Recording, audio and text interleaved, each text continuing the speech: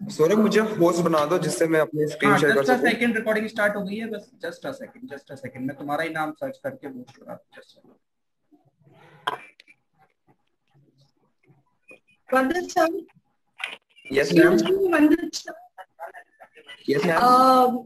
Start कब करनी है, क्योंकि वेलकम स्पीच मुझे देनी है, आप मुझे बता दो। Yeah, sure, ma'am. We can start now. I think the maximum audience have come. We can start now, ma'am. Vandit, you are host now. Recording will be start. Recording had started. Chalo. Okay. Good evening and welcome everyone. Thank you for joining today's session. I'm physiotherapist Nisha Castellino, extending my warm wishes to all of you on behalf of Team Sanjeevan Physio. Yeah, before starting, I would like to briefly introduce you, all of you, what is Team Sanjeevan all about. It is a physiotherapy clinic which is run by a group of visually challenged physiotherapists. They not only deal with musculoskeletal conditions, but also challenging neurological conditions. We are located at Sri Telugu Sudharak Yuvak Sangam, which is at BBD Chawl, Worli. We've been rendering our services for the past 7 years to all the people of Worli. We have another branch at Goregaon East as well, which is run by Dr. Shraddha Shinde. You can contact us on 7045337946. That is 7045337946. Before getting further, I would like to introduce our speaker for the day, that is Dr. Vandit Shah, who will be guiding us and teaching us about neurokinetic therapy. And our presenter, Dr. Tejaswini, who will be presenting the entire webinar. So over to Tejaswini ma'am. Thank you all once again. Thank you so much. Thank you, ma'am. So I'm Tejaswini. So our today's topic is neurokinetic therapy. So basically, it is an innovative approach to manual muscle testing that combines both motor control theory and manual muscle testing. So to know more about it, I call upon Vandit sir. Over to you, sir. So good evening, everyone. Myself, Vandit. So our today's topic is neurokinetic therapy. I hope I am audible to each and everyone. I'm just sharing my screen. Just please let me know whether my screen is visible or not.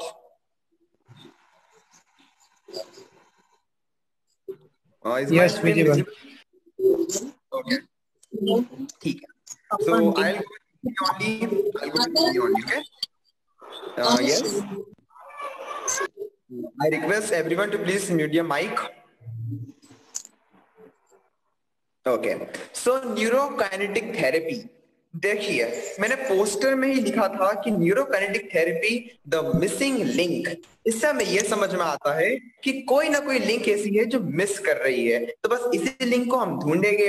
आज का जो हमारा basic topic है about neurokinetic therapy, it gives you opportunity to be a good detective. Mark my words, it gives you a good opportunity to be a detective. हमको detective बनना है। अब कैसे बनना है, क्यों बनना है, मैं ऐसा क्यों बोल रहा हूँ, ये जब मैं लेक्चर को आगे प्रोसीड करूंगा तो हमें समझ में आएगा। ठीक है, तो आज का जो ये चैप्टर है या टॉपिक है न्यूरोकाइनेटिक थेरेपी, मैंने कोई स्पेसिफिक स्लाइड शेयर प्रिपेयर नहीं की है।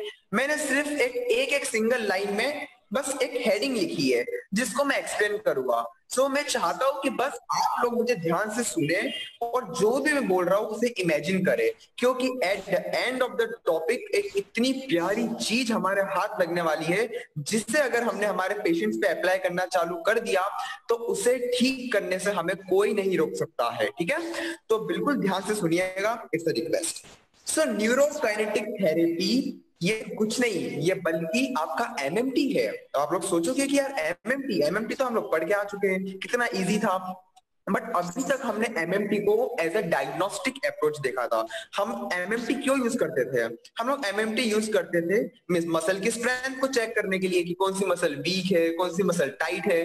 बट आज हम लोग ये देखेंगे कि MMT is not only a diagnostic test, it is also a therapeutic test. You can also use MMT as a therapeutic approach. हम पेशेंट्स को ट्रीट करने के लिए भी एमएमटी का यूज कर सकते हैं। अब कैसे करेंगे, तो चलिए हम ये जानते हैं।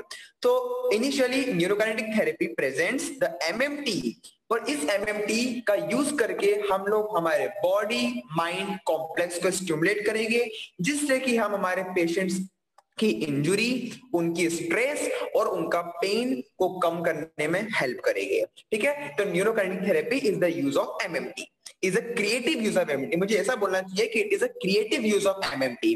अब ये कैसे होता है, तो ये हम पढ़ना चालू करते हैं। ठीक है, तो मैंने टॉपिक्स को कुछ सब हेडिंग्स में बांट दिया है, अब उस सब हेडिंग्स में टॉपिक को खत्म करेंगे।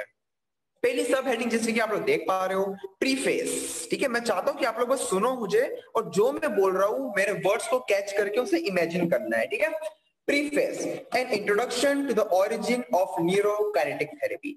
चलिए, तो पहले तो हम ये जानते हैं कि न्यूरोकाइनेटिक थेरेपी जो है उसका ओरिजिन कैसे हुआ है। ठीक है, कैसे पता चला कि ये थेरेपी किसने डिस्कवर की है, क्यों डिस्कवर की है, इसमें क्या होता है, ये हम जानते हैं। जो साइंटिस्ट का नाम था वो थे डॉक्टर डेविड विंस्टॉक। डॉक्टर डेविड विंस्टॉक ने ये थेरेपी को डिस्कवर किया है। अब कैसे किया है, तो चलिए आपको ले जाता हूं एक प्यारी सी स्टोरी की दुनिया में। ठीक है, अब देखिए, जो डॉक्टर डेविड विंस्टॉक थे उनके पास पेशेंट्स आया करते थे, है ना। वो डॉक्टर बड़े अच्छे थे, इतने अच्छे से ट्रीट करते थे अपने पेशेंट्स को कि पूछो ही मत। सारी चीजें यूज करते थे, सारी न्यू टेक्निक्स का यूज करते थे। बट उन्हें ऐसा लगा, एक दिन उन्हें ऐसा लगा कि यार मैं सिम्टम्स को ट्रीट कर रहा हूं, मैं कॉजेस को ट्रीट नहीं कर रहा हूं। ऐसा वो सर को लगा, डेविड विंस्टॉक को, है ना, कि उनको लगा कि I was treating symptoms not causes. अब ऐसा क्यों लगा उनको? देखो, नो डाउट उनके पेशेंट्स उनके वर्क को बहुत एंजॉय करते थे, उनके पेशेंट्स को रिलीफ भी मिलता था। बट कभी कभी क्या होता था कि कुछ कुछ पेशेंट्स सेम प्रॉब्लम लेके उनके पास वापस आते थे। मार्क माय वर्ड्स, कुछ कुछ पेशेंट्स सेम प्रॉब्लम लेके उनके पास थोड़े दिन बाद या थोड़े मंथ्स बाद वापस आते थे। तो ये चीज उनको मन में अटकी कि यार मैं तो इतना अच्छा ठीक करता हूं, तो भी पेशेंट्स क्यों आते हैं मेरे पास वापस से वही प्रॉब्लम लेके। तो उनको लगा कि कुछ ना कुछ तो मिसिंग था, उनको लगा कि क्लियरली समथिंग वाज मिसिंग। इसलिए मैंने पोस्टर में लिखा था द मिसिंग लिंक। वो मिसिंग लिंक को हमको ढूंढना है। और फिर उन्होंने बोला कि ये जो मिसिंग लिंक थी ये कुछ और नहीं, ये थी हमारी motor control theory, MCT, motor control theory. अब मोटर कंट्रोल थ्योरी क्या होती है ये हम लोग डिटेल में पढ़ने वाले हैं। उससे पहले I would just like to cross check whether I am audible और not. Is my voice clear? Yes sir. Yes, sir.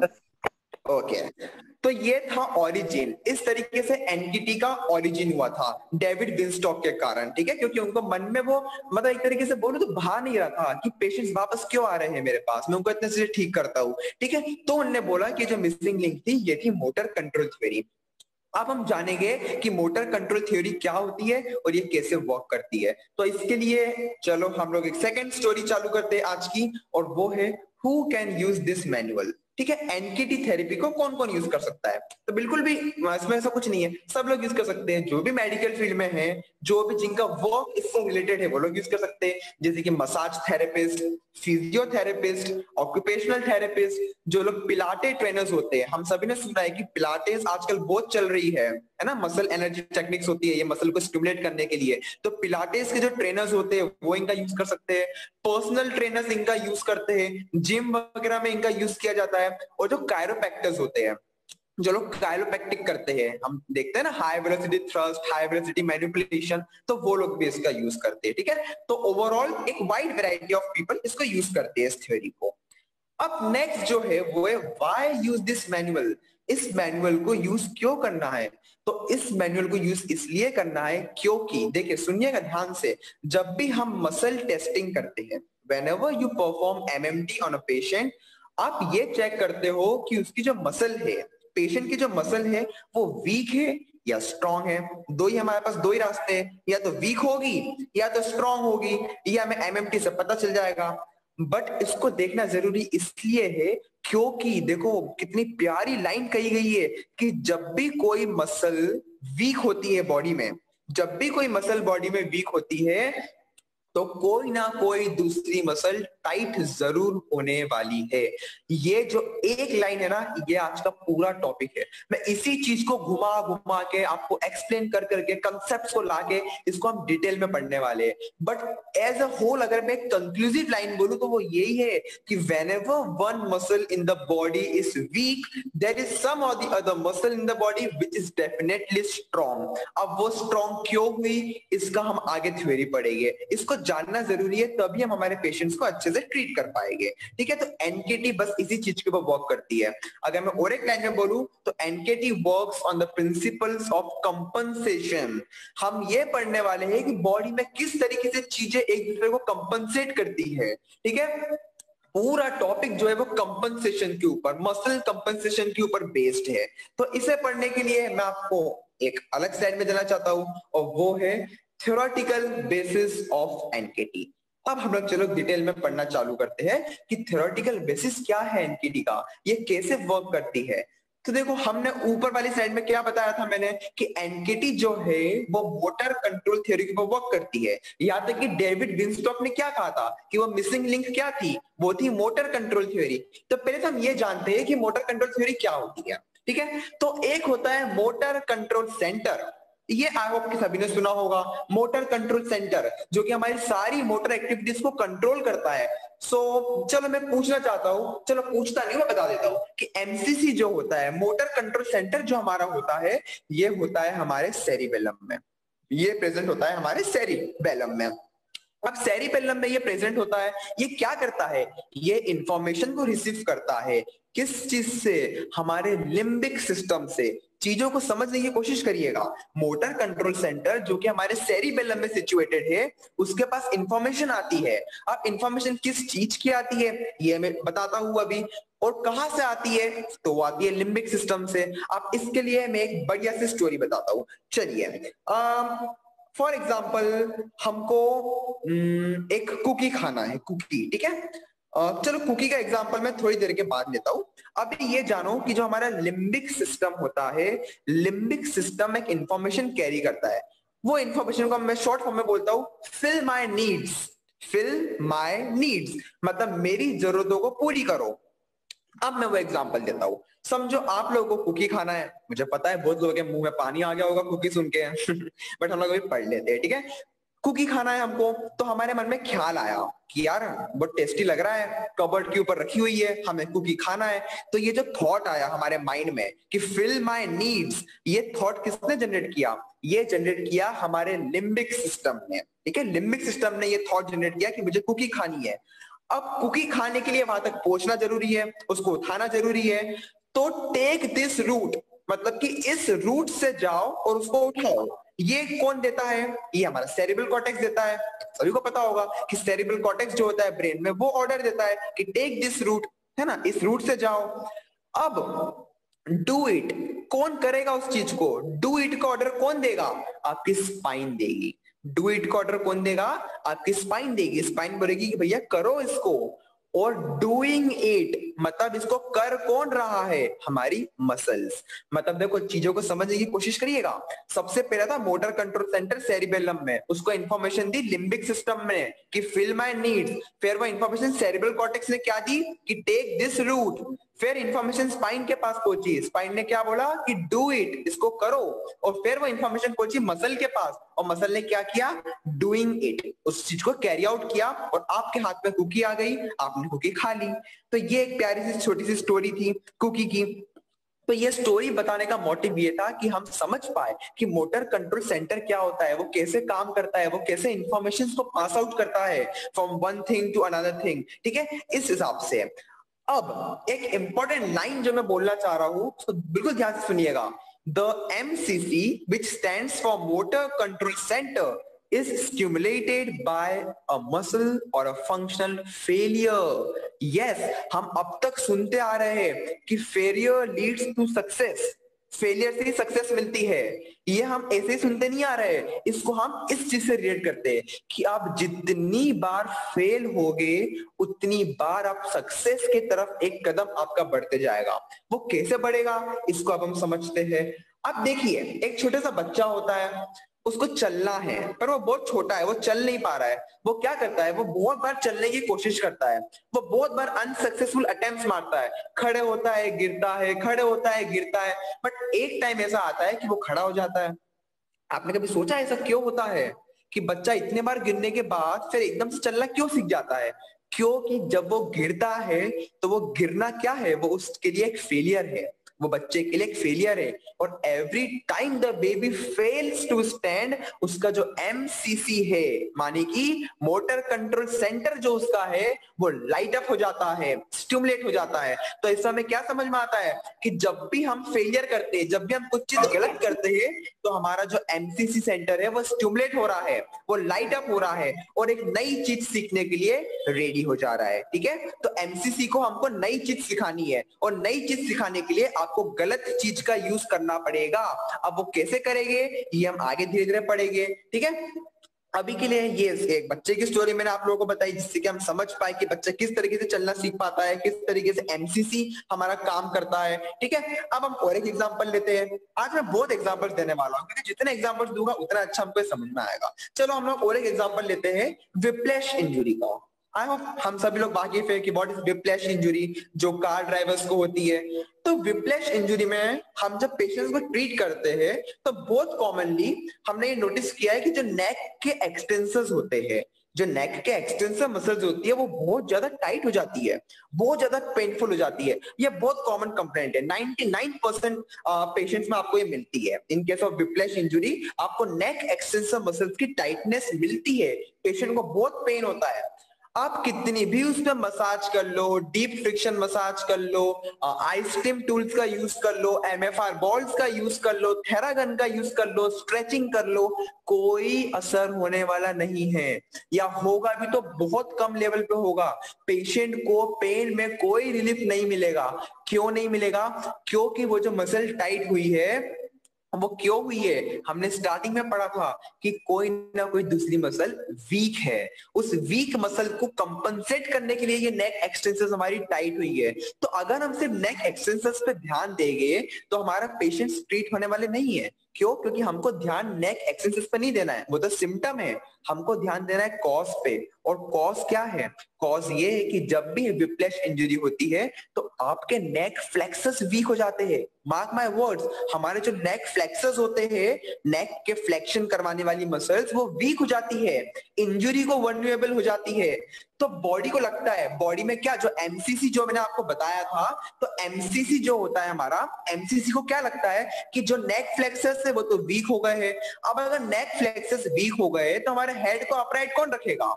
हमारे हेड को जगह पे कौन बनाए रखेगा? कोई नहीं बचा, क्योंकि नेक फ्लेक्सस तो वीक हो गए। तो बॉडी क्या करती है, देखो कितनी प्यारी चीज करती है। बॉडी बोलती है कि भैया नेक एक्सटेंसर्स तुम एक काम करो, तुम उस वीक नेक फ्लेक्सस को कंपनसेट करने के लिए खुद टाइट हो जाओ। आप सोचो कि जब भी नेक फ्लेक्सस आपके वीक है, आपका हेड स्टेबलाइज नहीं हो पाएगा, आगे को गिर जाएगा। तो उस आगे को गिरने को बचाने के लिए क्या करना पड़ेगा? पीछे से खींचना जरूरी है हेड को। तो पीछे से अगर हेड को मसल खींचेगी तो वो कौन सी मसल्स कहलाएगी? नेक एक्सटेंसर्स। तो अगर वो खींच रही है तो ऑब्वियस सी बात है वो टाइट रहेगी। तो इसलिए बॉडी ने उसको टाइट किया है। हमारा जो मोटर कंट्रोल सेंटर है एमसीसी, उसने नेक एक्सटेंसर्स को टाइट क्यों किया है? इसलिए क्योंकि नेक फ्लेक्सस वीक हो गई थी। तो ये चीज को हमको समझना जरूरी है पेशेंट को ट्रीट करते वक्त। और हम इसको कैसे कैसे आगे बढ़ते हैं, मैं आपको आगे बताता हूँ कि हम कैसे इसको चीजों को समझेंगे। ठीक है, अभी के लिए ये एग्जाम्पल जो था ये विप्लेश का था। तो हमने कितने सारे एग्जाम्पल्स पढ़ लिए, एक कुकी का एग्जाम्पल पढ़ लिया, एक बच्चे का फेलियर के एग्जाम्पल पढ़ लिया कि किस तरीके से हमारा motor control centre light up होता है, स्टिमुलेट होता है। फिर एक हमने विप्लेश का एग्जाम्पल देखा, है ना। तो बस यही हमें समझना है कि अगर हम सिम्टम्स पे वर्क करते रहेंगे तो हमको कभी भी पेशेंट्स में रिलीफ नहीं मिलेगा। So we need to work on the cause, and for that we need to find the cause, and for that we need to be a good detective, and this neurokinetic therapy gives you opportunity to be a good detective. ठीक है, ये सारी चीजें आपस में related है। अब देखिए, मैंने बताया था कि एनकेटी जो है वो कंपनसेशन पैटर्न्स पे वर्क करती है। It works on the principle of compensation. अब तीन चीजों को हमको समझना जरूरी है। वो तीन चीजें हैं आपकी कोर मसल्स, आपकी एंटागोनिस्ट मसल्स और आपकी सिनर्जिस्टिक मसल्स। आई होप सभी ने सुने हैं। कोर मसल्स का मतलब क्या होता है? हमारे जो भी एक्सट्रीमिटीज काम कर रही है तो उसकी स्पाइनल मसल्स, मतलब उसको हेल्प करने में जो स्पाइनल मसल्स का एक बहुत बड़ा योगदान होता है या रोल होता है, उसको बोलते हैं कोर मसल्स। कोर हम यही समझते हैं, हमारी एब्डोमिनल, हमारी एक्सटर्नल ऑब्लिक, इंटरनल ऑब्लिक, हमारी मल्टीफिडस मसल, हमारी इरेक्टर स्पाइनी मसल, ये सब कोर मसल्स कहलाती है। चाहे आप अपर एक्सट्रीमिटी के मूवमेंट करो, चाहे आप लोअर एक्सट्रीमिटी के मूवमेंट करो, this are the core muscles. ठीक है, तो चलो कोर तो हम समझ गए। Next antagonist. एंटागोनिस्ट का मतलब क्या होता है?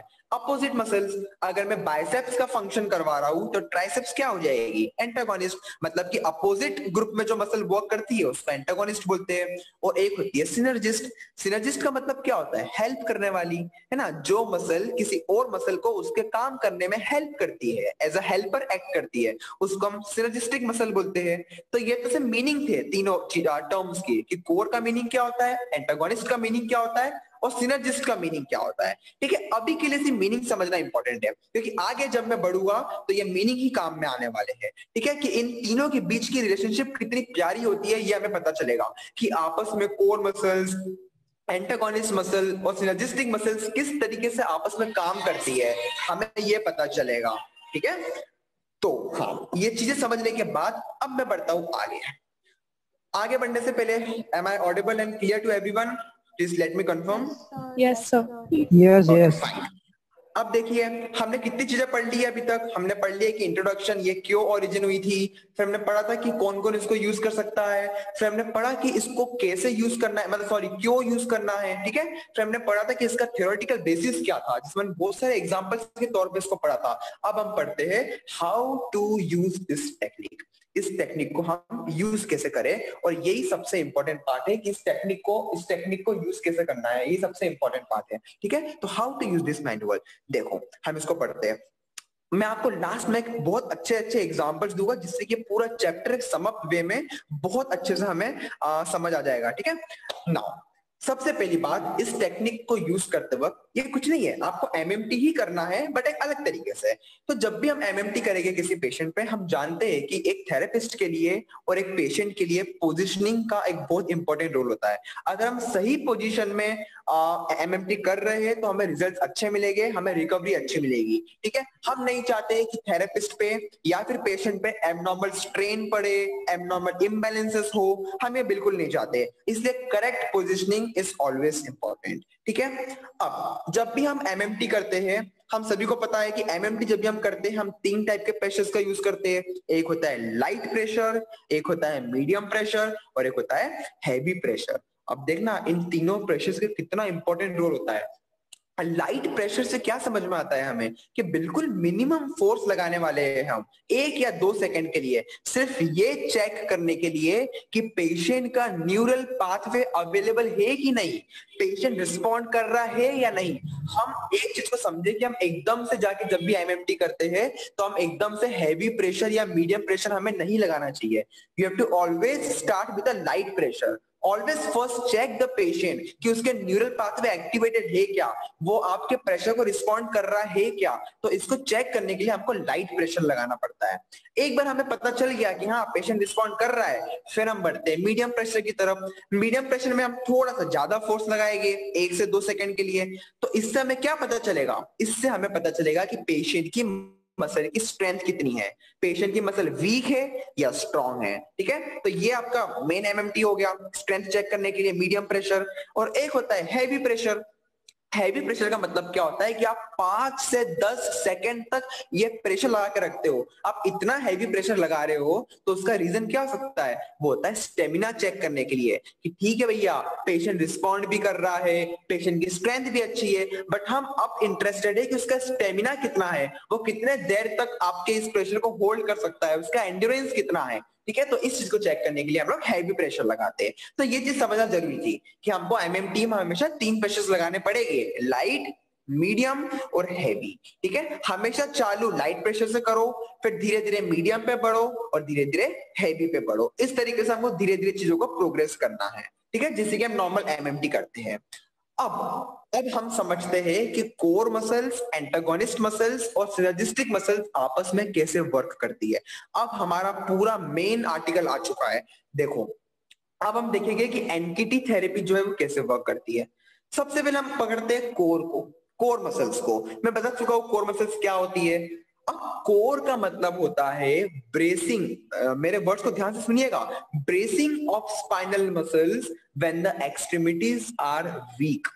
ब्रेसिंग का मतलब क्या होता है? ब्रेसअप करना। हम ब्रेस का यूज क्यों करते हैं? सपोर्ट के लिए। जब भी किसी पेशेंट को इंजरी होती है तो हम उसको ब्रेस रेकमेंड करते हैं। हम उसको ब्रेस क्यों देते हैं? जिससे कि सपोर्ट मिले उसको। तो उसी तरीके से ब्रेसिंग इस लाइन में भी सपोर्ट का काम कर रही है। Core refers to bracing of the spinal muscles when the extremities are weak. इसका मतलब ये होता है, ये कहना चाह रहा है कि जब भी हमारी एक्सट्रीमिटीज की मसल्स वीक होती है, चाहे वो अपर एक्सट्रीमिटी हो चाहे वो लोअर एक्सट्रीमिटी हो, तो वो जो वीक मसल है उसको ताकत देने के लिए, बॉडी को न्यूट्रलाइज करने के लिए हमारा ब्रेन, या ब्रेन में अगर मैं स्पेसिफिकली बोलूं तो हमारा मोटर कंट्रोल सेंटर क्या करता है? वो हमारी कोर मसल्स को टाइट कर देता है। ध्यान से सुनिएगा कि वीक मसल्स को कंपनसेट करने के लिए हमारी पहली मसल जो कि हमारी कोर मसल्स थी वो टाइट हो चुकी है। इसमें एक एग्जांपल अगर मैं देना चाहूं तो मिडल ट्रेपेजियस। ठीक है, समझो कि किसी की मिडल ट्रेपेजियस वीक है। If a patient is having weak middle trapezius, so उस middle trapezius जो कि वीक हो रखी है उसको कंपनसेट करने के लिए बॉडी क्या करेगी? किसी भी एक कोर मसल्स को टाइट कर देगी। तो वो इस केस में होती है अपर थोरैसिक इरेक्टस, जो कि जस्ट इसके नीचे होती है। तो अपर थोरैसिक इरेक्टस क्या है? ये स्पाइनल मसल्स है जो कि टाइट हो गई है। क्यों टाइट हुई है? आपकी वीक मसल को ब्रेस करने के लिए। और वीक मसल कौन सी थी? Middle trapezius. तो अब हमें समझना है कि अगर हम सिर्फ मिडल ट्रेपेजियस की स्ट्रेंथनिंग कराने में लग गए तो क्या हमें रिलीफ मिलेगा पेशेंट में? नहीं मिलेगा। ठीक है, सिर्फ आपको मिडल ट्रेपेजियस की स्ट्रेंथनिंग से रिलीफ नहीं मिलेगा, या इसके अपोजिट अगर हम सिर्फ अपर थोरैसिक इरेक्टस को स्ट्रेच करने में लग गए तो हमको रिलीफ मिलेगा क्या? नहीं मिलेगा। हमको दोनों चीजों को साथ लेके चलना पड़ेगा। अपर थोरैसिक इरेक्टस को स्ट्रेच भी करना पड़ेगा और मिडल ट्रेपेजियस को स्ट्रेंथन भी करना पड़ेगा। तो इसी रिलेशनशिप को समझने को बोलते हैं एनकेटी, न्यूरोकाइनेटिक थेरेपी। तो ये एग्जांपल था कोर मसल्स का। अब मैं एक सेकंड एग्जांपल लेता हूं एंटागोनिस्ट मसल का, कि किस तरीके से हमारी एंटागोनिस्ट मसल ब्रेस करती है। ठीक है, देखो for example biceps to triceps. किसी पेशेंट की अगर ट्राइसेप्स वीक हो गई है ना, समझना, किसी पेशेंट की अगर ट्राइसेप्स वीक हो गई है तो एमसीसी क्या करेगा? उसकी बाइसेप्स को टाइट कर देगा। और बाइसेप्स क्या होती है ट्राइसेप्स की? एंटागोनिस्ट। मतलब कि फॉर वीक ट्राइसेप्स बॉडी ने क्या किया? बाइसेप्स को टाइट कर दिया। तो हम ट्रीटमेंट में क्या करेंगे? बाइसेप्स को स्ट्रेच भी करेंगे और ट्राइसेप्स को स्ट्रेंथन भी करेंगे। तो ये एग्जांपल हो गया एंटागोनिस्ट का। और थर्ड एग्जांपल होता है सिनर्जिस्ट का। सिनर्जिस्ट का मतलब मैंने बताया था कि जो मसल दूसरी मसल को हेल्प करती है। तो कभी कभी क्या होता है कि जो हेल्पर मसल्स होती है वो भी ब्रेसअप करती है, वो भी टाइट हो जाती है। इसमें एक एग्जांपल मैं लेता हूं कि iliacus to psoas muscle in hip flexion. अगर आप हिप फ्लेक्शन करना चाह रहे हो, आपकी सॉस मसल वीक है, अगर आपकी सॉस मसल वीक है तो सॉस मसल की सिनर्जिस्टिक मसल क्या होती है जो सॉस को हेल्प करती है? वो होती है इलियकस। इसलिए दोनों को मिला के नाम पड़ा है इलियोसॉस। हम इलियोसॉस बुलाते हैं ना, तो इलियोसॉस दोनों अलग अलग मसल होती है, इलियकस अलग होती है, सॉस अलग होती है। तो जब हमारी सॉस मसल वीक हो जाती है तो बॉडी क्या करती है? इलियकस को टाइट कर देती है जिससे कि वो हेल्प करे उसकी मूवमेंट कराने में। ठीक है, तो यही वो रिलेशनशिप है कि एक टाइट तो एक वीक तो एक टाइट। इसी रिलेशनशिप को समझने को एनकेटी बोलते हैं। डेविड विंस्टॉक ने इसी रिलेशनशिप को समझा था। और अब हम समझ तो गए कि हमको चलो एग्जैक्टली वर्क किस में करना है, अब कैसे करना है ये हम आगे बढ़ के पढ़ते हैं कि अब कैसे वर्क करना है हमें। ठीक है, तो उसके लिए नेक्स्ट पेज में खोलना चाहता हूं, न्यूरोकाइनेटिक थेरेपी प्रोटोकॉल। ये मैं बोल सकता हूं कि एक तरीके से हमारा लास्ट सेक्शन है कि किस तरीके से हमें वर्क करना है। ठीक है। अब देखो न्यूरोकाइनेटिक थेरेपी प्रोटोकॉल क्या बोलता है, इसमें हम वापस से बहुत प्यारा एग्जांपल लेके पढ़ने वाले हैं कि किस तरीके से हम कोर मसल्स, एंटागोनिस्ट मसल्स और सिनर्जिस्टिक मसल्स को ट्रीट करेंगे ओवरऑल। जैसे कि हम सब बोलते ही है कि हम कभी भी एक चीज में हमें वर्क नहीं करना है, हमें आसपास की रीजनल कंडीशंस को भी देखना होता है, आसपास का रीजनल क्लासिफिकेशन, रीजनल असेसमेंट भी करना जरूरी होता है। तो ये वही चीज है। तो ये प्रोटोकॉल क्या बोलता है कि जब भी एक पेशेंट की कोई मसल टाइट होती है या पेनफुल होती है तो सिर्फ उस पे फोकस करने से आपको रिजल्ट नहीं मिलेगा, सिर्फ उस टाइट मसल को रिलीज करने से हमें रिजल्ट नहीं मिलेगा, हमें आसपास की और मसल्स को भी असेस करना इंपॉर्टेंट है। ठीक है। अब इस केस में हमें बहुत प्यारा एग्जांपल लेके इसको पढ़ते हैं और वो एग्जांपल मैं और कुछ नहीं विप्लैश का लेता हूं। ठीक है। तो let's take example of whiplash injury. अब विप्लैश इंजरी में मैंने बताया था कि हमारी कौन सी मसल्स टाइट हो जाती है, नेक एक्सटेंसर्स, और जो मसल टाइट हो जाएगी उसमें पेन भी होगा। तो पेशेंट को जो नेक पेन होता है पीछे की तरफ वो क्यों होता है, because of tight neck extensors. तो अब देखिएगा हम इस थेरेपी को किस तरीके से इसमें आप लगाने वाले हैं। अब जो हमने पूरा थ्योरी पढ़ के आए, हम लोग जो पूरा अभी बेसिस पढ़ के आए हैं उसको अप्लाई करने का टाइम आ चुका है। तो अब देखिए कि किस तरीके से हम इसको अप्लाई करेंगे। हमने एग्जांपल लिया विप्लैश का, पेशेंट्स की नेक एक्सटेंसर्स बहुत ज्यादा टाइट है और पेनफुल है। अब हम क्या करेंगे, पहले हम उसकी नेक एक्सटेंसर्स की एमएमटी चेक करेंगे, क्योंकि हमें पता कैसे चला कि नेक एक्सटेंसर्स टाइट है। नेक एक्सटेंसर्स टाइट है इसको पता करने के लिए हमने क्या किया, एमएमटी लगाई। तो आपने पहले एमएमटी के थ्रू क्या किया, उसके नेक एक्सटेंशन को चेक किया। आपको ये लगा कि हाँ पेशेंट अच्छा खासा रेजिस्ट कर पा रहा है, बहुत ज्यादा स्ट्रॉन्ग रेजिस्ट कर पा रहा है, इसका मतलब उसकी मसल टाइट है। आपने असेस किया, आपने पाल्पेट किया, आपने पाल्पेट किया तो आपको स्पाजम्स मिले, आपको पता चल गया कि हाँ मसल टाइट है ना। तो आपको जैसे ये पता चल गया कि हाँ उसकी नेक एक्सटेंसर्स टाइट है, अब सेकंड स्टेप में आप क्या करोगे, नेक फ्लेक्सर्स को चेक करोगे, एमएमटी से चेक करोगे। अब जैसे आप एमएमटी लगाओगे नेक फ्लेक्सर्स के लिए, आपको क्या पता चलेगा कि नेक फ्लेक्सर्स तो वीक है ना, नेक एक्सटेंसर्स टाइट थी, नेक फ्लेक्सर्स वीक है। अब देखिए जैसे ही हमने एमएमटी लगाई नेक फ्लेक्सर्स के लिए, वो क्या हो गया, वो एक फेलियर हो गया। वो उस पेशेंट के लिए एक फेलियर है। क्यों, क्योंकि जो प्रेशर आप लगा रहे थे उसके नेक फ्लेक्शन को रेजिस्ट करने के लिए, पेशेंट उसको रेजिस्ट नहीं कर पा रहा है क्योंकि वो मसल्स तो वीक है ना।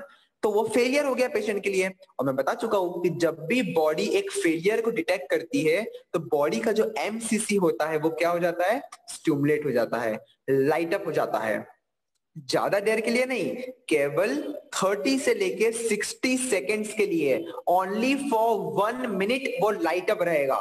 मैं वापस रिपीट करता हूं, जैसे ही हमने नेक फ्लेक्शन की एमएमटी की, हमको पता चल गया कि उसकी मसल वीक है, बट उस दौरान उसकी बॉडी में क्या हुआ, पेशेंट की बॉडी में उसका एमसीसी सेंटर जो था वो 1 मिनट के लिए स्टिमुलेट हो चुका है। अब आपके पास 1 मिनट है आपका कमाल दिखाने के लिए। अब वो कमाल कैसे दिखाना है, उस 1 मिनट में हमें फटाफट टाइट मसल को रिलीज करना है, मतलब कि जो नेक एक्सटेंसर्स है उसको रिलीज करना है। रिलीज करने के लिए आप कोई भी टेक्निक्स का यूज कर सकते हो, चाहे वो instrument assisted soft tissue mobilisation हो, आई स्टीम, चाहे वो मायोफेशियल रिलीज बॉल हो, चाहे वो मैनुअल स्ट्रेचिंग हो, चाहे वो थेरागन हो, या चाहे वो कोई भी मैनुअल टेक्निक हो। आप किसी भी टेक्निक का यूज करके उस 1 मिनट के अंदर क्या करिए कि जो नेक एक्सटेंसर्स है उसको रिलीज कर दो फटाफट, बिल्कुल 1 मिनट में। अब थर्ड स्टेप में क्या करो, वापस से नेक फ्लेक्सर्स की एमएमटी लो, again take MMT of neck flexors. अब आपको पता चलेगा कि अब जो अपने इस बार एमएमटी ली है नेक फ्लेक्सर्स की वो स्ट्रॉन्ग आ रही है, इट इज स्ट्रॉन्ग। तो स्ट्रॉन्ग आने का मतलब क्या हुआ कि आपने सक्सेसफुली स्टिमुलेट कर दिया है, आपने एमसीसी को रीप्रोग्राम कर दिया है। जो गलत डिसफंक्शनल पैटर्न्स लेके बैठा हुआ था एमसीसी, आपने उस डिसफंक्शनल पैटर्न्स को तोड़ के उसको वापस से आपने उसका जो नॉर्मल पैटर्न था वो उसको वापस कर दिया है। ये हमें समझ में आता है कब, जब अगेन नेक्स्ट टाइम एमएमटी में नेक फ्लेक्सर्स स्ट्रॉन्ग आएगी तब। ठीक है, ये चीज हमें समझना जरूरी है। मेरी आवाज क्लियर है सभी को? Yes sir. हाँ yes, तो ये जो स्टेप 3 में हमको, जब हमने नेक फ्लेक्सर्स को वापस से एमएमटी से चेक किया था, हमको एमएमटी अच्छी खासी मिल गई, स्ट्रॉन्ग मिल गई, तो हम ये समझ गए कि एमसीसी जो था अब उसने एक मैसेज भेज दिया है नेक फ्लेक्सर्स को, एक नया न्यूरल पाथवे बना दिया है without any inhibition from the neck extensors. अब उसको रुकावट पैदा करने के लिए, उसके बीच में टांग अड़ाने के लिए नेक एक्सटेंसर्स नहीं आ रहे हैं। क्यों नहीं आ रहे हैं? क्योंकि आपने 1 मिनट में उसको रिलीज कर दिया था। वो नेक एक्सटेंसर्स को आप लोग रिलीज कर चुके थे। I hope I am clear till now. समझ पा रहे हैं हम सब जो बोलने की कोशिश कर रहे हैं?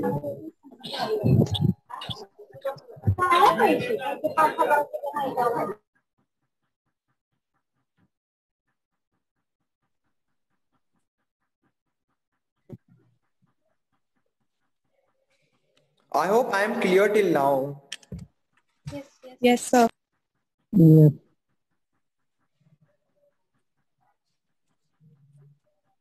Should I start? Yes, sir, you can. Yes.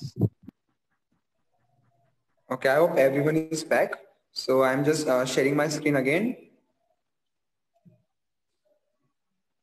Yes. Almost everybody.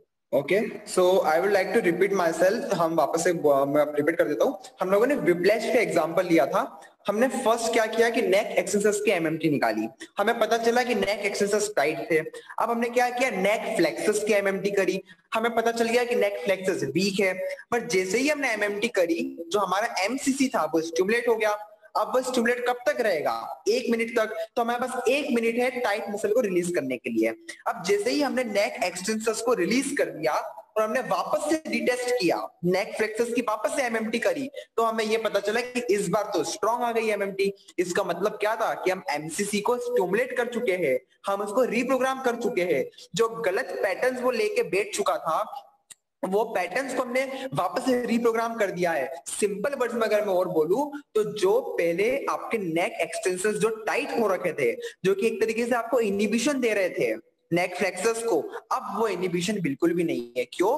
क्योंकि जो मालिक था, जो ओनर था इस पूरी चीज का, MCC the motor control centre, इस केस में क्या हो गया, वो ही रिप्रोग्राम हो गया है। तो अगर ओनर ही रिप्रोग्राम हो जाएगा तो फिर नेक फ्लेक्सर्स नेक एक्सटेंसर्स के बस में कुछ नहीं होता है, फिर पूरा कंट्रोल एमसीसी के हाथ में आ जाता है। मतलब अगर हम, मेरा कहने का मतलब यही है कि हमें सिर्फ मसल्स पे वर्क नहीं करना है, हमें ओवरऑल उसके सेंट्रल पाथवेज को एक्टिवेट करना है, उनके एमसीसी सेंटर्स को एक्टिवेट करना जरूरी होता है। ठीक है, तो इस तरीके से हमें यह पता चलता है। बट अब हमारे दिमाग में एक क्वेश्चन आया होगा कि हमने क्या बोलते हैं कि नेक एक्सटेंसर्स को रिलीज तो कर दिया है ना, हमने नेक एक्सटेंसर्स को रिलीज कर दिया, बट हमने जब थर्ड टाइम वापस से नेक फ्लेक्सर्स की एमएमटी निकाली, तो एक पॉसिबिलिटी ये भी तो हो सकती है कि चलो वापस से एमएमटी कम ही आई हो। जरूरी नहीं कि जब आप अगली बार करोगे एमएमटी तो हमेशा ज्यादा ही आए, हो सकता है कि एमएमटी अभी भी कम आए, है ना। अब एमएमटी अगर अभी भी कम आती है सेकंड टाइम में नेक फ्लेक्सर्स की, इसका मतलब आप क्या करोगे, आप रिलीज वापस करोगे, बट इस टाइम आप रिलीज किसी दूसरी मसल पे करोगे। बिकॉज नेक एक्सटेंसर्स एक नहीं होते हैं, नेक एक्सटेंसर्स बहुत सारे होते हैं। अपर ट्रेपेजियस भी नेक एक्सटेंसर होती है, आपकी मिडिल ट्रेपेजियस भी नेक एक्सटेंसर होती है, हमारी और भी जो पीछे स्क्लेनियस पोस्टीरियर, मतलब बहुत सारी मसल होती है पीछे जो कि नेक एक्सटेंसर्स का काम करती है। ठीक है, तो नेक एक्सटेंसर्स को जब आप रिलीज कर रहे हो तो आप किसी स्पेसिफिक मसल को रिलीज कर रहे हो, है ना। हम ओवरऑल पूरे के पूरे ग्रुप को थोड़ी रिलीज कर रहे हैं, we are releasing just a specific muscle. तो अगर किसी स्पेसिफिक मसल को रिलीज करने के बाद भी नेक फ्लेक्सर्स की एमएमटी अगर स्ट्रांग नहीं आती है, तो हम क्या करेंगे, हम किसी और मसल को रिलीज करेंगे उस एरिया में, है ना। अब जब हम किसी और मसल को रिलीज कर देंगे, फिर हम वापस से एमएमटी लेंगे नेक फ्लेक्सर्स की, है ना। अगर एमएमटी स्ट्रांग आ गई तो हम समझ जाएंगे कि भैया वो जो टाइट मसल्स थी वो हमको मिल चुकी है। इसलिए मैंने कहा था कि it makes you a good detective, क्योंकि हमको बिल्कुल एक डिटेक्टिव की तरह मसल्स को ढूंढना है कि कौन सी मसल टाइट हुई है। अगर ये टाइट हुई है तो उसको रिलीज कर दो, अगर वो टाइट नहीं हुई है तो दूसरी ढूंढो कि कौन सी टाइट हुई है, अगर वो भी टाइट नहीं है तो तीसरी ढूंढो। मतलब कि हमको ढूंढना है कि कौन सी मसल टाइट हुई है, और ढूंढने के लिए हम किसका सहारा ले रहे हैं, एमएमटी का। And therefore MMT is not just a diagnostic test, it is also a therapeutic test. ये हमको पेशेंट को ट्रीट करने में भी हेल्प कर रहा है। अब एक और पॉसिबिलिटी में लेना चाहता हूं। चलिए, हमने सारी मसल को रिलीज कर दिया, हमने टोटल हर एक नेक एक्सटेंसर्स को रिलीज कर दिया, मतलब हमने सारी एंटागोनिस्ट मसल को रिलीज कर दिया। अगर अभी भी एमएमटी आपकी नेक फ्लेक्सर्स की स्ट्रांग नहीं आ रही है, तो हम क्या करेंगे, तो हम जाएंगे हमारी सिनर्जिस्टिक मसल्स की ओर। क्योंकि देखो हमने कोर पे वर्क कर लिया, हमने एंटागोनिस्ट पे वर्क कर लिया। अगर अभी भी रिजल्ट नहीं मिल रहा है, अभी भी एमएमटी अगर नेक फ्लेक्सस की स्ट्रांग नहीं आ रही है, तो थर्ड हमारे पास क्या बचा था? Synergistic muscles. क्योंकि हमने स्टार्टिंग में पढ़ा था कि सिनर्जिस्टिक मसल्स जो होती है वो भी ब्रेस अप करती है, वो भी टाइट हो जाती है हमारी वीक मसल को सहारा देने के लिए। तो फिर हम थर्ड केस में वर्क करेंगे सिनर्जिस्टिक मसल के ऊपर। और यही तो एक प्यार है, यही तो एक जॉय है, यही तो एक सेटिस्फेक्शन है एनकेडी थ्योरी का, कि ये अलग अलग चीजों पे आपको वर्क करने में मजबूर करता है। आप फिर कोर को रिलीज करो, अगर कोर से काम नहीं बनता है तो आप एंटागोनिस्टिक मसल को रिलीज करो, अगर एंटागोनिस्ट मसल को रिलीज करने से काम नहीं बनता है तो आप सिनर्जिस्टिक मसल को रिलीज करो। मतलब कि हमको बहुत सारी मसल्स को ढूंढ के, उसको पकड़ के, उसको कब्जे में लेके रिलीज करना है। तो यही इसका जॉय है, यही इसकी मजा है इस थेरेपी की, ठीक है। इससे ये आपको एक गुड डिटेक्टिव बनाने में हेल्प करती है। तो इस तरीके से हम लोग डिसफंक्शनल रिलेशनशिप्स को पहचान सकते हैं, पता कर सकते हैं, और बाद में अगर हमको समझ में आ गया कि कौन सी मसल टाइट हुई है और कौन सी मसल वीक है, तो इसको समझने के बाद जो थेरेपी हमारे डिपार्टमेंट में देना पॉसिबल है वो हम लोग डिपार्टमेंट में देंगे, और पेशेंट को हम लोग होम एक्सरसाइज प्रोग्राम भी बता सकते हैं। होम एक्सरसाइज प्रोग्राम में पेशेंट को हमको क्या बताना पड़ेगा कि कौन सी मसल्स की स्ट्रेचिंग करना है, कैसे करनी है, कौन सी मसल की स्ट्रेंथनिंग करना है, कैसे करनी है। बट पेशेंट को एक एडवाइस देना जरूरी है कि दिन में इसको केवल 2 बार करना है, only 2 or 3 times a day.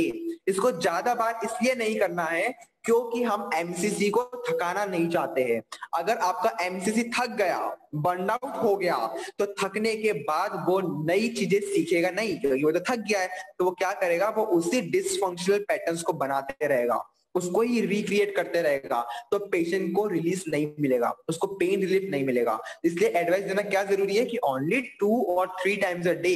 ज्यादा स्ट्रेस अप नहीं करना है, ज्यादा भी मसल्स को फटीग नहीं करना है, ठीक है। हम नहीं चाहते कि एमसीसी फटीग हो जाए, हम उसको धीरे धीरे लेवल बाय लेवल प्रोग्रेस करना चाहते हैं, ठीक है। तो ये हम एक जो एडवाइस है वो पेशेंट को देंगे।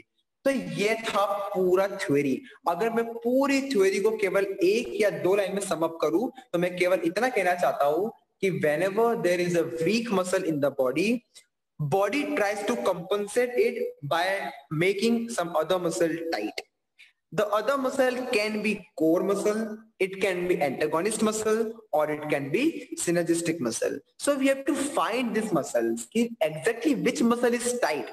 If you find the core is tight, release it. Again, retest MMT for neck flexors. If you find the MMT is not again coming strong, then release the antagonistic muscles. Try every antagonistic muscle. If you again find that the MMT is not strong enough, then move towards the synergistic muscle. Try to release every synergistic muscle, and then finally you will find that your MMT comes strong. It will come strong, definitely strong आना है उसको, ठीक है। तो अब as a last, as a conclusive part, मैं केवल कुछ एग्जांपल देना चाहता हूँ। ये जो पीडीएफ है, ये पीडीएफ मैं प्रोवाइड कर दूंगा, मैं ग्रुप में सेंड कर दूंगा, बिकॉज ये पीडीएफ में बॉडी की हर एक मसल कवर है, right from head to toe. पूरी की पूरी 600 मसल्स या उससे भी ज्यादा जो होती है वो इस बुक में कवर है। हम हर मसल की synergistic muscles, antagonistic muscles, core muscles को याद नहीं रख सकते हैं, बट जो कॉमन चीजें है वो हम याद कर सकते हैं, और बाकी जो दूसरी मसल्स है तो वो हम इस बुक को देख के रेफर कर सकते हैं, ठीक है। क्योंकि इसमें जो जो मसल्स के नाम दिए हैं हमको उन पे ही वर्क करना है। जैसे कि मैं एग्जांपल, जैसे कि हम देख पा रहे हैं, मेरी स्क्रीन सभी को विजिबल है? Yes, sir. Yeah. ठीक है। जैसे कि देखो ये स्क्रीन में हम लोग देख पा रहे हैं कि नेक फ्लेक्शन, अगर हमको नेक फ्लेक्शन वीक है, हमारी नेक फ्लेक्सस वीक है, तो पहले हम क्या करेंगे, नेक फ्लेक्शन के लिए जो कोर मसल्स होती है वो होती है सर्वाइकल। तो हम क्या करेंगे, पीछे की जो मसल्स है उनको पहले रिलीज करेंगे, कोर मसल्स को रिलीज करेंगे। जैसे कि मैंने आपको एग्जांपल दिया था कि मिडिल ट्रेपेजियस के लिए हम लोग क्या कर रहे थे, अपर थोरेसिक इरेक्टस को रिलीज कर रहे थे। क्यों? क्योंकि वो उसकी कोर मसल थी, तो आपने पहले ये कर लिया। अगर उससे काम नहीं बना, अगर अगेन आपने एमएमटी चेक की नेक फ्लेक्सस की, वो स्ट्रॉन्ग अगर नहीं आ रही है, तो हम क्या करेंगे, एंटागोनिस्ट को रिलीज करेंगे। नेक फ्लेक्शन की एंटागोनिस्टिक मसल्स क्या होती है, नेक एक्सटेंसर्स। तो हम क्या करेंगे, एक एक करके नेक एक्सटेंसर्स को रिलीज करेंगे। पहले अपर ट्रेपेजियस को, फिर लीवेटर स्कैपुली को रिलीज कर दो, है ना। जितनी भी पीछे की ऊपर की मसल्स होती है उनको हम रिलीज करेंगे। सब ऑसिपिटालिस मसल जो होती है हमारी पीछे, उसको रिलीज करेंगे। एक एक करके हम चेक करते जाएंगे।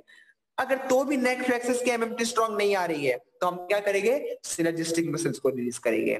और नेक फ्लेक्सस की सिनर्जिस्टिक मसल्स देखो क्या क्या हो सकती है, हम देख के हैरान हो जाएंगे। हैरान कब होगी बताऊंगा। देखो SCM स्टर्नोक्लेडोमास्टोइड ये हेल्प करती है हमारे नेक फ्लेक्सर्स को मूवमेंट कराने में।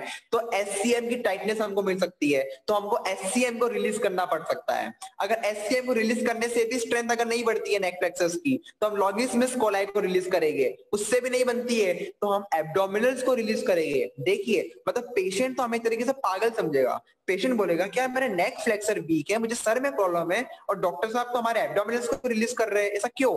तो ये चीज हमको पेशेंट्स को समझाना भी जरूरी है कि हम आपके एब्डोमिनल्स पे क्यों वर्क कर रहे हैं। उनको फेशियल रिलेशनशिप, उनको फेशियल कनेक्शंस के बारे में बताना जरूरी है, जिससे उनको ये ना लगे कि हम कुछ दूसरा या फालतू की चीज कर रहे हैं। क्योंकि पेशेंट के मन में ये पक्का आएगा कि प्रॉब्लम नेक में है और आप एब्डोमिनल्स को क्यों रिलीज कर रहे हो। बिकॉज ये चीज हमको पता है डॉक्टर्स, पेशेंट्स को नहीं पता है कि एब्डोमिनल्स का क्या कनेक्शन है। ये चीज तो हमको पता है कि नेक फ्लेक्सर को हेल्प करती है एब्डोमिनल मसल का काम कराने में।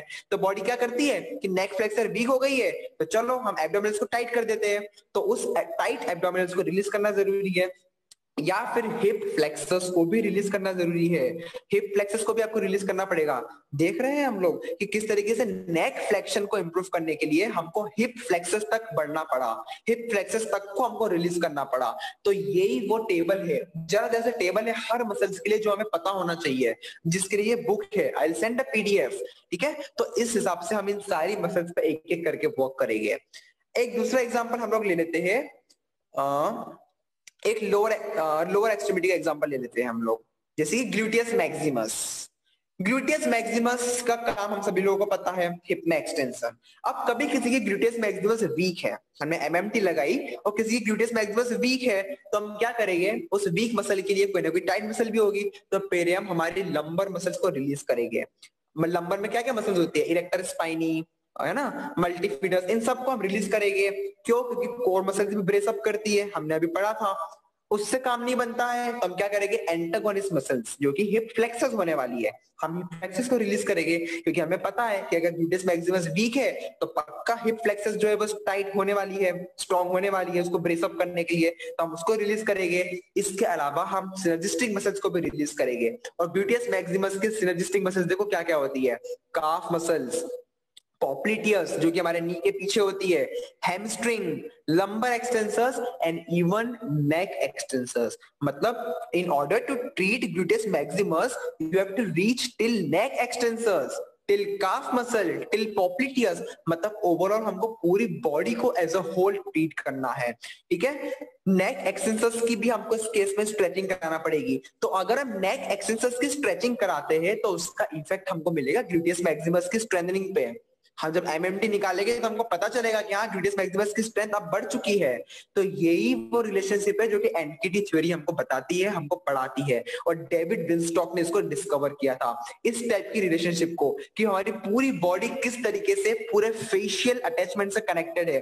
बॉडी में हर दूर फेशिया ही फेशिया है, और ये फेशिया बॉडी के हर एक हिस्से को कनेक्ट करके रखा है, चाहे वो नेक से लेके टोस तक क्यों ना हो। इनडायरेक्ट रिलेशन हमारे टोस का रिलेशन हमारे नेक से है, हमारे नेक का रिलेशन हमारे हिप से है, हमारा हिप का रिलेशन हमारे नी से है। तो इसी रिलेशनशिप को समझना और इस पे वर्क करना, ये होता है NKT थेरेपी का मोटिव। और इस तरीके से हम अगर किसी की वीक मसल्स है तो अगर हम ये सारी मसल को टारगेट करते हैं, रिलीज करते हैं, तो पेशेंट्स में हमको इंप्रूवमेंट दिखेगा, बहुत जल्दी दिखेगा। आई होप हम सब लोग अब ये ट्राई करेंगे, इस बुक का हम लोग यूज करेंगे, बिकॉज मुझे पता है कि ये सब मसल्स को याद करना इतनी आसान बात नहीं है। तो हम इस मसल्स को इस बुक का यूज कर सकते हैं, हम खोल के देख सकते हैं इस बुक्स को कि कौन कौन सी मसल्स की कोर होती है, कौन कौन सी मसल्स की एंटागोनिस्ट होती है, और कौन कौन सी मसल्स की सिनर्जिस्टिक होती है। और जो जो मसल के नाम मेंशन किए हुए हैं उन पे हम वर्क करेंगे, उनको हम स्ट्रेच करेंगे, हर टाइम MMT चेक करेंगे। अगर MMT वीक आ रही है तो दूसरी मसल को टारगेट करेंगे, उसको स्ट्रेच करेंगे, वापस से MMT चेक करेंगे। अगर आपको MMT स्ट्रॉन्ग मिल जाती है तो समझना कि बिल्कुल जो टाइट मसल थी वो आप ढूंढ चुके हो, और अब आपका ट्रीटमेंट जो है वो उसके अकॉर्डिंग आप फिक्स कर लोगे और उस पर वर्क करना चालू कर दोगे। So this was all about the neurokinetic therapy. I hope I was clear to everyone. मैं सबको समझाने में मतलब हो पाया हूँ, ठीक है। So this was our lecture, today's lecture on neurokinetic therapy. Thank you. Thank you, sir. It was a very informative session. So can we take up questions now? Yeah, sure. Okay. So this is from Muskan. Is this NKT useful in stroke? If yes, then how?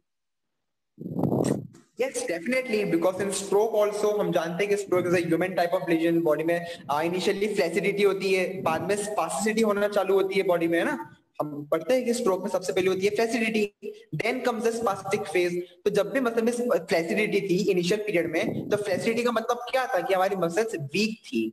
तो उस time period में जब हमारी body की muscles weak थी, तो उसको हम पहचानेंगे कि कौन सी मसल वीक है, और उसको ब्रेसअप करने वाली जो टाइट मसल्स है उसको हम ढूंढेंगे, जिससे कि हमने अभी पढ़ा कि किस तरीके से ढूंढना है, और ढूंढ के उनके रिलेशनशिप को समझ के उन पर वर्क करना चालू कर देंगे. It will definitely work in stroke patients. Not only in stroke patients, it will work in each and every medical patient. चाहे उसे कोई भी बीमारी हो, चाहे न्यूरोलॉजिकल हो, चाहे मस्कुलोस्केलेटल हो, चाहे कुछ भी हो, it will work in each and everything. So another question from Dr. The Thinker. So, sir, conditions like multiple sclerosis, can we use NKT? Same answer. How we have already discussed कि हमें कैसे चीजों को ढूंढना है, कैसे पता लगाना है, and it is also valid for multiple sclerosis also, definitely. So another question from Muskan again. So same thing, like is NKT technique useful in cerebellar ataxia? Yeah. Where the tone absolutely. is okay, where the tone in muscle is hampered. So how this is useful, sir? Again the same answer in simple words. If in any condition, अगर आपकी कोई भी condition में muscle weak है, तो वो week होने के पीछे एक रीजन है, और वो था एमसीसी. एमसीसी ने उसे वीक किया है और उसको ब्रेसअप किया है किसी और मसल को टाइट करके. तो हमें यही रिलेशनशिप को समझना है, फिर चाहे वो कोई भी कंडीशन हो, it may be CP or stroke or multiple sclerosis or any type of musculoskeletal disorders. It will work for everything. Okay. So another question from Gaurav. Indications of NKT. Same. Indications, yeah, muscle weakness. And from To Dr. The strengthen muscle, Thinker. to use MMT as a tool for therapeutic purpose. Contraindications of NKT. There is no such any contraindications for NKT, because NKT में आप कोई equipments का use नहीं कर रहे हो. It is very safe technique. It is just MMT, and I don't think so कि MMT कभी भी किसी के लिए contraindicated हो सकती है. In case आपका patient immobilization phase में है, समझो आज किसी का orthopedic operation हुआ है, immobilize रखा है, ऊपर से cast बंधा हुआ है, अगर movement करने को मना किए हैं, तो उस केस में MMT बिल्कुल नहीं करेंगे. So in acute phases after operation, जबकि patient immobilization phase में है, उस दौरान हम ये टेक्निक नहीं यूज करेंगे, क्योंकि हम जानते हैं कि एक्यूट फेज में हम कभी भी स्ट्रेंथनिंग नहीं करते हैं. Acute phase of physiotherapist of patient is only for pain and inflammation, है ना. तो जब हमारा स्ट्रेंथनिंग का फेज आएगा, तब हम एनकेटी को यूज करेंगे. Okay, thank you, sir.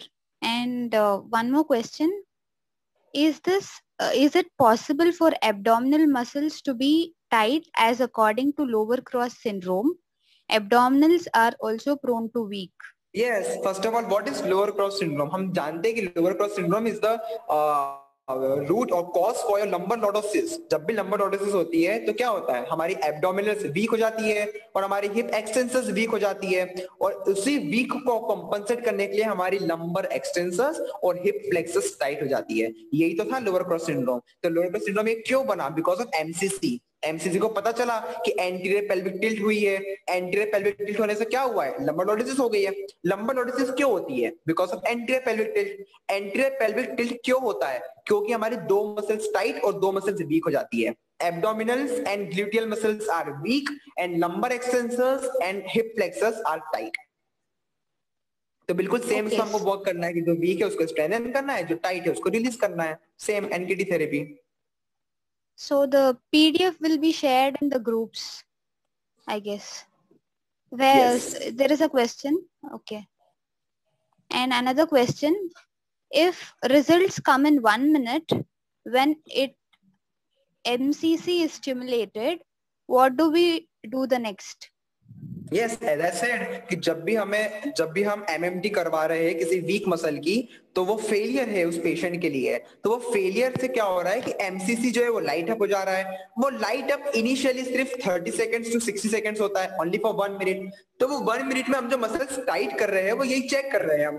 हम सिर्फ चेक कर रहे हैं। अभी जो है हम ट्रीट नहीं कर रहे हैं पेशेंट को, we are just checking the patient उस 1 मिनट में कि कौन सी मसल टाइट हुई है। उसको चेक करने के लिए एमसीसी को हम लोग लाइट अप कर रहे हैं 1 मिनट के लिए। जे आप समझो कि हमको पता चल गई कि कौन सी मसल टाइट हुई है। फॉर एग्जाम्पल हमें पता चल गया कि हाँ अपर ट्रेपेजियस टाइट हो गई है, तो हमें एक आइडिया लग जाएगा कि हमको सिर्फ और सिर्फ अपर ट्रेपेजियस को फोकस करना है, और फिर अगले दिन से हम ट्रीटमेंट को चालू करेंगे focusing only on upper trapezius ऐसा। तो NKT is a tool for diagnosing just to find which muscle is tight, जिससे कि हमको एक हाथ में पता चल जाए कि हमको एग्जैक्टली किस चीज पे वर्क करना है। So there is a continuation of the same question. After releasing and checking the muscle, like you are releasing and then we check the Yes, muscle as yes, testing. we Then are after releasing that, and what will checking. you do? This goes alternative, इसको ही हमें चलने देना है एक के बाद एक। पहले चेक करो, फिर रिलीज करो। रिलीज करने के बाद वापस से चेक करो, है ना। अगर स्ट्रॉन्ग आ जाता है आपका रिस्पॉन्स एमएमटी का, तो आपको पता चल गया कि कौन सी मसल टाइट थी। अगर रिस्पॉन्स नहीं आता है strong, then we move on to another muscle. और अदर मसल्स में बहुत सारी हमारे पास मसल्स की वैरायटी है। एंटागोनिस्ट में भी बहुत सारी है, सिनर्जिस्ट में बहुत सारी है। मसल्स की कमी नहीं है हमारे पास, ढूंढना है बस कि कौन सी मसल टाइट हुई है। Okay, sir. In cerebral palsy, NKT useful or not? Definitely yes. In If GBS also. okay, if core antagonist and synergist muscles are weak, then what we can do? This If three group core of muscles muscles, can't be weak simultaneously. तीनों एक साथ कैसे week हो सकती है? और अगर week है भी, चलो किसी न्यूरोलॉजिकल केस को पकड़ लो कि फॉर एग्जांपल पेशेंट आपका अनकॉन्शियस है, बिल्कुल मूवमेंट ही नहीं कर रहा है, इमोबाइल है, तो उस केस में आप कैसे कराओगे? स्ट्रेंथिंग आप करा नहीं सकते हो ना, उस केस में एनकेटी वर्क नहीं करेगी। अगर पेशेंट आपका पूरा ही वीक है, पूरा ही फ्लैसिड है, तो उस केस में एनकेटी वर्क नहीं करेगी। बिकॉज कोई मसल, क्योंकि आप स्ट्रेंथिंग कराओगे कैसे उस केस में अगर पेशेंट रिस्पॉन्ड ही नहीं कर रहा है तो। okay, can be NKT used in GBS patient? Guillain-Barré syndrome, yes. Because GBS में हमें पता है कि मेजर जो वीकनेस है वो लोअर एक्सट्रीमिटी से चालू होती है।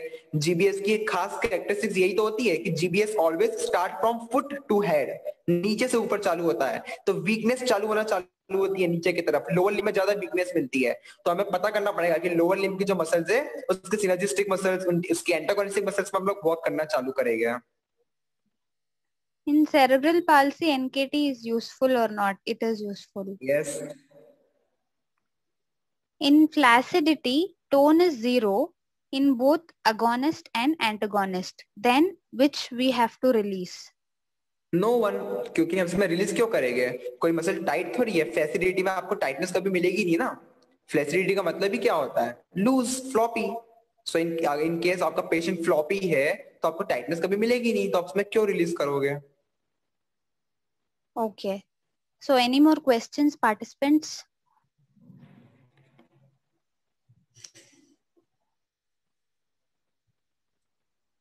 Yeah, we have answered all the questions, sir. Yeah. So I hope it is clear for each and everyone. और अगर हम इस अप्रोच से पेशेंट्स को देखते हैं तो definitely will get the results. Yeah. So my take home message would be the same. So using NKT, using a holistic approach and getting better results for the patient is the take home message. So let us practice. Anyhow, the PDF sir will be providing us in the groups. So let us start learning and let us practice. Okay. So thank you. Yes. And so now, thank you Raja sir, thank you everyone. finally, I call upon Chetan Soni sir from Gujarat for vote of thanks. Over to you, sir. Hello, am I audible? Yes, sir. Thank you very much, Tejaswini ma'am. And on behalf of myself and the Sanjeevan group, I express my gratitude and thanks to Pandit sir. I also thank the Sanjeevan team, the Sanjeevan Physio Clinic team, entire team, for arranging such a nice, useful and informative webinar on this very, very new topic.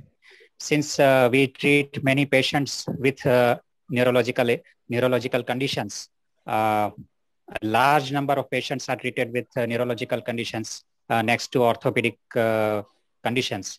So in such conditions or such a scenario, we needed some more tool to treat our patients more effective and efficiently.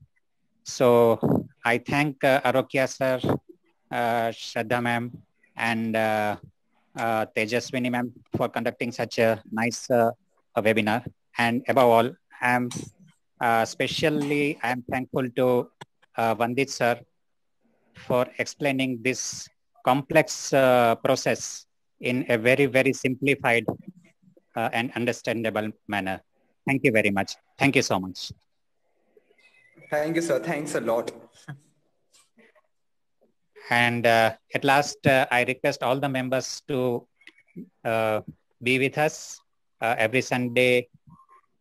We shall be having all these webinars on various topics, and we shall continue to learn more and more, and thereby increase the effectiveness of our treatment, which we deliver to our patients.